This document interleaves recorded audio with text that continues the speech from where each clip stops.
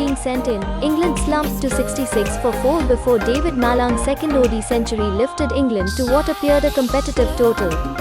He made a compelling case for a permanent spot in the 50-over team, and gave his own spirits a timely lift too after missing out on England's T20 World Cup title-winning team following a groin injury.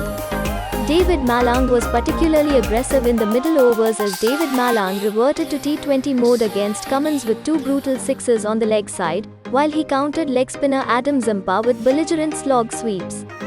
But David Malang received little support with Willie the next highest scorer with an unbeaten 34, while Buttler made 29 and unleashed several lusty blows reminiscent of his heroics just a week ago at the same ground against India.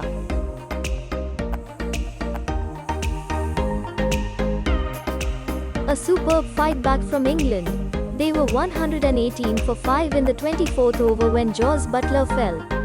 But David Malan played one of the finest ODI innings for England to make 134 from 128. He got great support, especially from David Willey, who finished 34 not out, and England have posted a competitive 287 for 9. Pat Cummins and Adam Zampa picked up 3 wickets each. Australia was solid with the ball and in the field but not ruthless. That will take some chasing if the new balls nip around, but traditionally it slides on a bit better at night. Australia 291 for 4, Warner 86, Smith 80, Head 69, Willey 2 to 51, beat England 287 for 9, David Malang 134, Willey 34, Adam Zampa 3 to 55, Cummins 3 to 62. By 6 wickets, Australia's top order plundered an inexperienced England attack to celebrate Pat Cummins' first match as ODI skipper with a comfortable 6-wicket victory in the series opener in Adelaide. Chasing 288, after David Malang played a lone hand with a formidable innings of 134, David Warner, Travis Head and Stephen Smith struck half-centuries as Australia reached the target with 19 balls to spare. Australia penalised for slow over rate. Australia have been docked 40% of their match fee for maintaining a slow over rate in the first one-day international.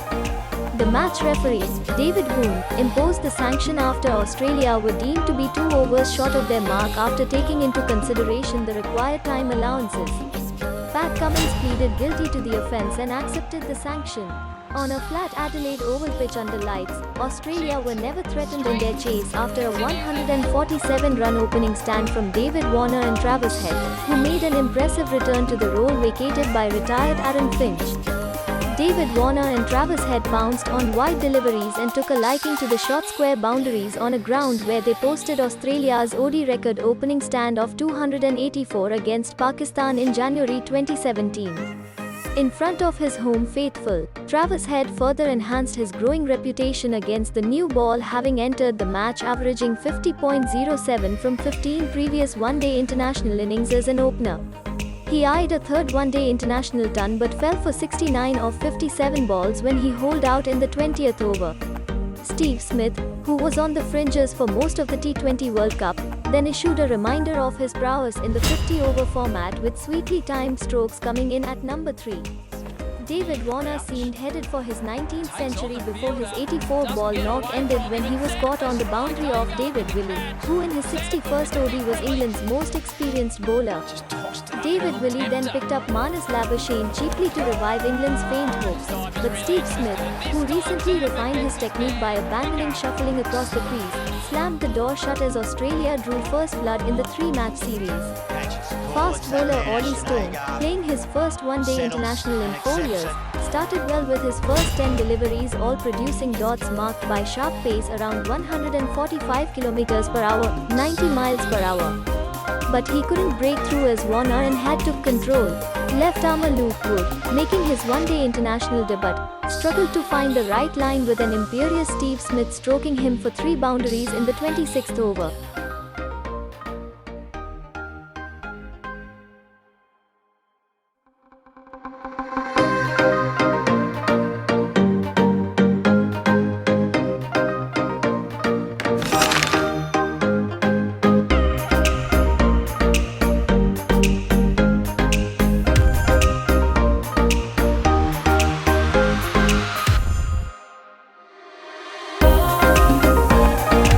Oh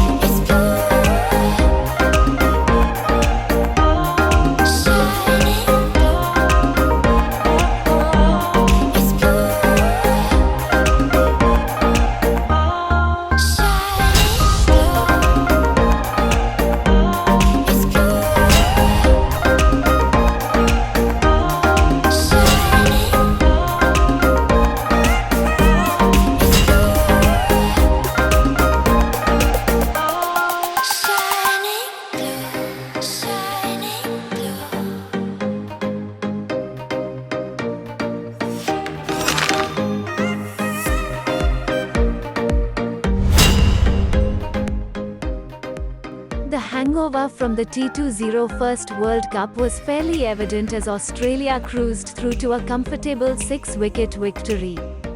The game was won and lost in the power play as England lost wickets while they were batting and the hosts cruised to a superb start, losing their first wicket in the 20th over. England needed a splendid century from David Malang and a few handy contributions from Jordan and David Willey to get to 287. But with the start that Australia got, it very quickly became clear that the target wasn't going to be enough. Both openers got 50s, with Travis Head picking up that role post-Finch's retirement. The opening stand for Australia added 147 runs, as the inexperience of the English bowling attack was found out. After Head's wicket, Smith came out to bat and looked positive with a few tweaks in his batting stance. He and Warner threatened to finish the game much earlier, but the latter fell to a David Willey short ball. The left-arm seamer struck again by getting Labuschagne out cheaply, but Smith held the fort from one end. The former Aussie captain ended at 80 not out, with a valuable contribution from Cam Green also aiding the finish with 3 overs to spare. England will hope for better when a few of their regulars play in the next game in Sydney. In front of a sparse Adelaide Oval crowd, Pat Cummins enjoyed a strong start to his one-day international captaincy with the wickets of Philip Salt and James Vince in a probing new ball spell. He combined superbly with Mitchell Starc, who bowled sharply to get through opener Jason Roy with a cracker of a delivery in his return with the new ball, after being controversially dropped against Afghanistan in the T20 World Cup. Australia's fielding was energetic, highlighted by several superb efforts from Ashton Agar, to start Pat Cummins' one-day international captaincy on a strong note even though their opponents could be forgiven for going through the motions.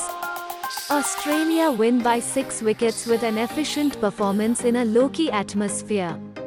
The opening stand between David Warner and Travis Head broke the back of the chase and Stephen Smith looked at ease throughout.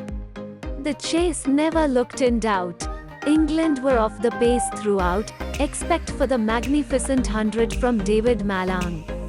They did well to get up to 287 after being 66 for 4, but the bowling attack lacked bite. But Ollie Stone's performance was encouraging.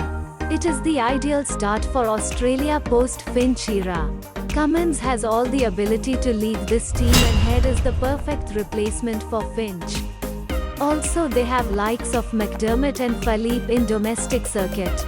Good to see Ollie Stone in particular get a run out.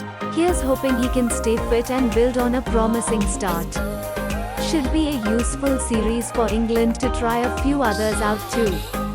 Will be interesting to see if Chris Wokes, Sam Curran, Adil Rashid and Moeen Ali are all back in Sydney on Saturday. David Malang is player of the match. It's usually really good wickets. Grounds like this are small square which is handy. Tough to miss those 2 games with all the work you put in over 3 years. It was gutting. Then to come back here and score 100 was extremely satisfying. It did a bit early on with the new ball and they bowled very well. We were probably 30 to 40 runs short. Think 50 over cricket is my strongest format, but it's a tough team to get into. Pat Cummins, fantastic performance, a team performance. We came in here really fresh and keen to get back into it. Ash Agar into the team, Travis Head, they stood up. Everyone cracked on, it was great. Really pleasing to see classic Smithy, fluent from ball was awesome. It came out alright today. In that last month or so each time I play I'm getting better. Jos Buttler, not fussed about the result at all, it's all about the character we showed. Wanted to play with intent. Dorrit Mallon a fantastic innings. To get to that score from the position we were in was brilliant. In the field we took risks and everyone responded. I'm sure we'll make a few changes throughout the series. Keep deepening that talent pool.